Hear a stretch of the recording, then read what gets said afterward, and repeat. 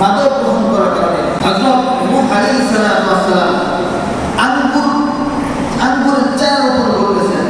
তো আঙ্গুরের চারা রোপণ করার পর আঙ্গুরের চারার মধ্যে সজীবতা আসতেছে না, সবুজ যে সজীবতা সৃষ্টি হচ্ছে না।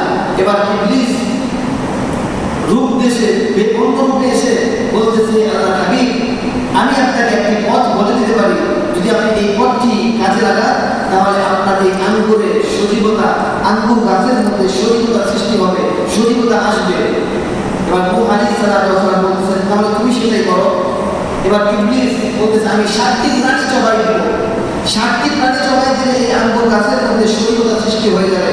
কিতাবের মধ্যে লেখা আছে ইবলিস ভিন্ন রূপে সে ভাল্লুক, সিংহ, খেপুশিয়ার, শিয়াল, কুকুর, গরু, এই 7টি প্রাণী জবাই করেছে।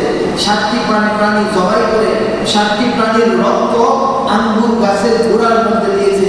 আঙ্গুর গাছের গোড়ার মধ্যে এই 7টি প্রাণীর রক্ত দেওয়ার কারণে আঙ্গুর গাছের মধ্যে সজীবতা আস্তে আস্তে সজীবতা সৃষ্টি হয়ে গেছে।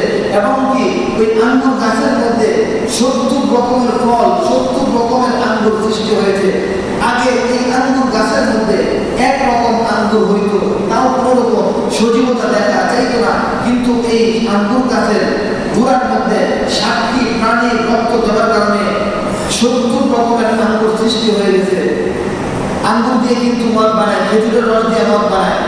এবার বলতেছে যে এই মাদক, এই যে মদ খাওয়ার কারণে, মাদক গ্রহণ করার কারণে ভাল্লুকের মতো শক্তিশালী হয়ে যায়, মাদক গ্রহণ করার কারণে সিংহের মতো সাহসী হয়ে যায়, মাদক গ্রহণ করার কারণে বাঘের মতো রাগী হয়ে যায়, এই মাদক গ্রহণ কারণে কুকুরের মতো যুদ্ধ করার হয়ে যায়, মাদক গ্রহণ করার কারণে মুরগের মতো আওয়াজকারী, কেউ কেউ আওয়াজকারী, নতুন আওয়াজকারী সৃষ্টি হয়ে যায়।